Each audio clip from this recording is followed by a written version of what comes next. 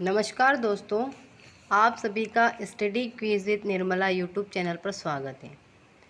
आज मैं हिंदी शिक्षण विधि का भाग 5 लेकर आई हूँ। इससे पहले 4 अपलोड किए जा चुके हैं, तो आप उन 4 को भी देखिए। तो चलिए देखते हैं आज का पहला प्रश्न। पहला प्रश्न है, किसने ज्ञानात्मक पक्ष के उद्देश्यों को प्रस्तुत किया है। ये पहला प्रश्न है कि किसने ज्ञानात्मक पक्ष के उद्देश्यों को प्रस्तुत किया है। ब्लूम ने किया है, सिम्पसन ने किया है, ये करथनाल है, ये करथनावाल हो गया, करथनाल ने किया है, या फिर उपरोक्त सभी ने किया है, करथवाल है ना। तो जो ज्ञानात्मक पक्ष है, ज्ञानात्मक पक्ष कौन सा, मूल्यांकन के 3 पक्ष बताए गए हैं, ज्ञानात्मक, भावात्मक और क्रियात्मक। तो यहाँ पर किसका पूछा गया है, यहाँ पे ज्ञानात्मक पक्ष का पूछा गया है कि प्रस्तुत किया है, तो वो किया है ब्लूम ने। आंसर हो जाएगा ए, ब्लूम। दूसरा प्रश्न देखिए, क्रियात्मक पक्ष के उद्देश्यों को प्रस्तुत किया है, सिम्पसन ने, ब्लूम ने, करथवाल ने, या फिर कोई नहीं। तो इसका आंसर हो जाएगा जो क्रियात्मक पक्ष किया है वो किया है सिम्पसन ने। आंसर हो जाएगा ए। अब देखिए क्वेश्चन नंबर 1 में ज्ञानात्मक पक्ष यानी ब्लूम ने किया था, क्वेश्चन नंबर 2 में दिया गया है क्रियात्मक पक्ष यानी सिम्पसन ने किया है। तो जो इसका तीसरा पक्ष है वो है भावात्मक पक्ष। तो इसका आंसर क्या हो जाएगा, उसका आंसर हो जाएगा करथनाल। लेकिन क्वेश्चन नंबर 2 का आंसर क्या है, सिम्पसन। अगला प्रश्न देखिए, आगमन विधि को अन्य किस नाम से जाना जाता है। सत्यापित विधि, सत्यापित विधि, विश्लेषण विधि, उदाहरण विधि, या उपर्युक्त सभी। आगमन विधि में क्या होता है, पहले उदाहरण प्रस्तुत किए जाते हैं, फिर उसके आधार पर नियम बनाए जाते हैं, वो होती है आगमन विधि। तो इसमें पूछा है आगमन विधि को किस नाम से जाना जाता है, तो वो जाना जाता है उदाहरण विधि के नाम से। आंसर हो जाएगा सी, उदाहरण विधि। अगला प्रश्न देखिए, प्रश्न नंबर 4, भाषा शिक्षण में परंपरागत उद्योतन सामग्री के रूप में बहुत अधिक सहायक किसे समझा जाना चाहिए। भाषा शिक्षण में परंपरागत उद्योतन सामग्री के रूप में बहुत अधिक सहायक किसे समझा जाना चाहिए। पाठ्य पुस्तक को, रेखा चित्र को, श्याम पट को, या फिर चित्र को। परंपरागत पूछा है तो इसका आंसर हो जाएगा ए, पाठ्य पुस्तक को समझा जाना चाहिए। क्यों, क्योंकि उस टाइम शिक्षक के पास बुक होती थी और वो बच्चों को या कह सकते हैं बालकों को व्याख्यान विधि के द्वारा से शिक्षण कार्य करवाया जाता था। श्यामपट भी परंपरागत उद्योतन सामग्री हो सकती है, लेकिन ऑप्शन के अकॉर्डिंग यहाँ पर आंसर ए करेक्ट होगा। इसका आंसर क्या है, ए, पाठ्य पुस्तक। अगला देखिए, इकाई योजना की सबसे बड़ी विशेषता है कि, इकाई योजना की क्या विशेषता है, समग्र होती है, बड़ी होती है, स्पष्ट होती है, या फिर सुंदर होती है। तो इकाई योजना में क्या होता है, इकाई योजना की विशेषता हो जाएगी समग्र होती है। आंसर हो जाएगा ए, समग्र होती है। अब नेक्स्ट प्रश्न देखिए, भावों की अभिव्यक्ति अभिव्यक्त होती है, भावों की अभिव्यक्ति अभिव्यक्त होती है, गद्य में होती है, नाटक में होती है, निबंध में होती है, या फिर पद्य में होती है। तो भावों की अभिव्यक्ति अभिव्यक्त होती है तो वो होती है नाटक में। आंसर हो जाएगा बी, नाटक में। निबंध में भी होती है, लेकिन नाटक में ज़्यादा अच्छे से कह सकते हैं भावों की अभिव्यक्ति दी जा सकती है। अगला प्रश्न देखिए, प्रश्न नंबर 7, भाषाई कौशल के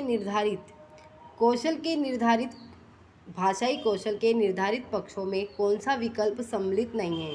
भाषाई कौशल कितने दिए गए हैं, टोटल 4। कौन कौन सा, सुनना, बोलना, पढ़ना और लिखना। तो इसमें क्वेश्चन पूछा गया है कि जो भाषाई कौशल दिए गए हैं उनमें से कौन सा नहीं है। तो है बोलना, सुनना, पढ़ना, या देखना। तो इसका आंसर क्या हो जाएगा, देखना। इसका आंसर हो जाएगा डी, क्योंकि ये भाषाई कौशल नहीं है। तो यहाँ पर कौन सा गायब है, तो यहाँ पर लिखना नहीं दिया गया है, तो आंसर हो जाएगा इसका डी, देखना। अगला प्रश्न देखिए, प्रश्न नंबर 8, अनुकरण विधि का उपयोग किस भाषा के लिए उपयोगी है। अंग्रेजी के लिए, तेलुगु के लिए, हिंदी के लिए, या फिर उर्दू के लिए। तो जो अनुकरण विधि का उपयोग किस भाषा के लिए है, तो इसका आंसर हो जाएगा ए, अंग्रेजी भाषा के लिए। अगला प्रश्न देखिए, देखो और कहो विधि का प्रयोग क्या सिखाने में किया जाता है। देखो और कहो विधि का प्रयोग क्या सिखाने में किया जाता है, मौन वाचन, कहानी वाचन, सस्वर वाचन, या फिर लेखन वाचन। तो जो देखो और कहो विधि का प्रयोग किया जाता है वो किया जाता है स्वस्वर वाचन में, इसमें क्या होता है कि पहले शिक्षक बच्चों को बोलता है ये देखो ये क्या है, तो बच्चा देखता है ये क है, अगर वो गलत पढ़ता है तो फिर शिक्षक उसको सही करेक्ट करके बताता है, यानी बालक ने देखा है फिर और कहा है। तो स्वस्वर वाचन है, क्यों? क्योंकि इसमें शिक्षक स्पष्ट करके बताता है।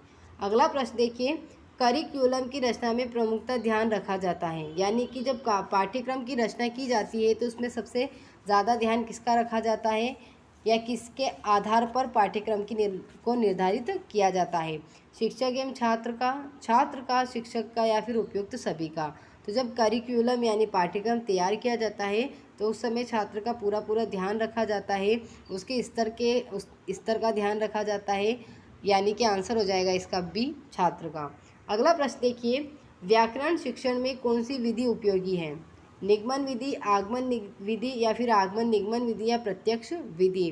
तो व्याकरण शिक्षण में उपयोगी विधि हो जाएगी आगमन और निगमन विधि। आंसर हो जाएगा सी, आगमन और निगमन विधि। अगला प्रश्न देखिए, भाषा सीखने का मनोवैज्ञानिक क्रम है बोलना, सुनना, लिखना, पढ़ना, सुनना, लिखना, बोलना, पढ़ना, सुनना, बोलना, पढ़ना, लिखना, सुनना, पढ़ना, बोलना, लिखना। तो इसका आंसर क्या हो जाएगा? इसका आंसर हो जाएगा सुनना, बोलना, पढ़ना, लिखना, यानी कि सी इसका आंसर हो जाएगा, सुनना, बोलना, पढ़ना, लिखना। लेकिन जो मारिया मोंटेसरी हुई है उन्होंने भाषाई कौशल में लिखने को पहले माना है, यानी उनका क्रम क्या है?